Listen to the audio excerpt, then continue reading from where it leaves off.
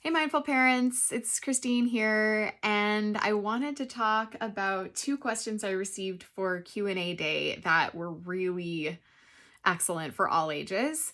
One is, I get so triggered by my child's complaining. How can I make it stop?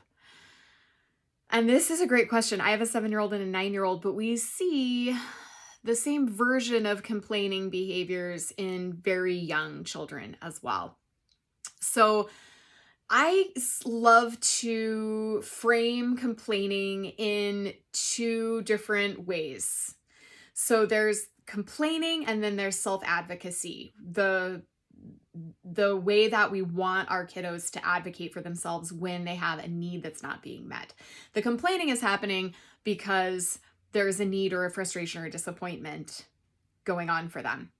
So complaining looks like I feel a certain way and I'm whining and whimpering and flopping and getting suddenly very heavy, and nothing my parent suggests is right or what I want. I'm just not having it. That's the complaining frame. The reframe is self-advocacy, encouraging your child to notice what they're feeling. Name it. You're feeling frustrated. You're feeling disappointed. You're feeling tired. You're feeling left out. You're feeling overwhelmed. And that's tough. What do you need? So the second part of self-advocacy is identifying my own needs. Sitting with what's going on for me, with my feeling of frustration or disappointment, my challenge, identifying what I need. This is an advanced tool. I did not learn to sit with my feelings and identify what I needed until I was in my late 30s and 40s. So what a beautiful tool if we can teach our kiddos this now. And then the really juicy part is when they turn that need, that self-awareness, into a request. I think I just need time for myself, resting and reading a book. I think I just need a play date and to connect with a friend. I think I just need some time on the trampoline or some time on a screen to relax, or I think I need a snack. Maybe in the case of my child this morning, it was, I need help from you to make my lunch. You help my little sister, but you expect me to do it on my own, and that feels bad, and I'm just not motivated this morning. I need your help. Those are my words. She did not use that. She did a lot of flopping around on the floor and whining and complaining. But I helped her see the complaining frame and then reframe it using self-advocacy. And we together acknowledged what was going on for her and made her lunch. Okay, does this make sense? Please leave a comment. I totally get the difference between complaining and self-advocacy. You may have a follow-up question, right? How can I do this in this scenario, etc.? Happy to answer. Let me know on that comment. Second question that I received today was about an older sibling micromanaging and bossing the younger sibling. This is a really tough dynamic, another one that I have going on in my house, because I have an older sibling who feels she's a people pleaser and a perfectionist. She feels very responsible for other people's actions and behaviors. And she, I think, also feels like the baby of the house gets more attention or more freedom or leeway. This is her really common older brother, older sibling, younger sibling scenario. And acknowledging that it's normal can really help us. So that's the first thing we do in this situation. We acknowledge how normal it is, and it has nothing to do with your parenting. This is actually just a normal part of being human and interacting in a family. So we're going to take a deep breath. We're going to normalize this behavior, and we are also going to use two really helpful tools. One is calling that child out. So I hear you. We don't want to punish. We don't want to shame. I hear you telling your sister what to do, or I hear you warning your sister against making a bad decision, or instructing your sister on this, or trying to scare your sister into doing something else. I hear you. I'm wondering what that's all about for you. I always like to come back around to, okay, how does it make you feel when you have this desire to control or help your younger sibling and you offer feedback? How does it feel? Does it feel good to share that feedback with your tone of voice, with your bossy words, in a way that you know makes her cry or want to hit you or come running to mommy, right? How does that feel, this dynamic?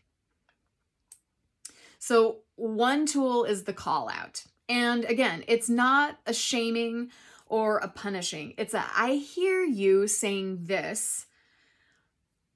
What is your plan? Where is this? What's the motivation for this? How does it make you feel to be in this dynamic? Because you know that it's actually our job as the parents to make sure that your younger sister is taking care of herself and our home, etc. That's our job. It's not your job. So the second thing that parents can do is to take a look at the roles and responsibilities we all have and what we can control and what we can't control. So it's really fun. I like to just do this at home, but you can find lots of resources on the circles of control. So what you can control is over here. What I can control is over here, right? So you control your thoughts, your actions, your opinions, your choices, your words. I control my thoughts, my actions, my opinions, my choices, my words. And it actually brings a bad feeling when I try to control your things and you try to control my things. It's natural and normal for us to resist that control. So, what can you do instead?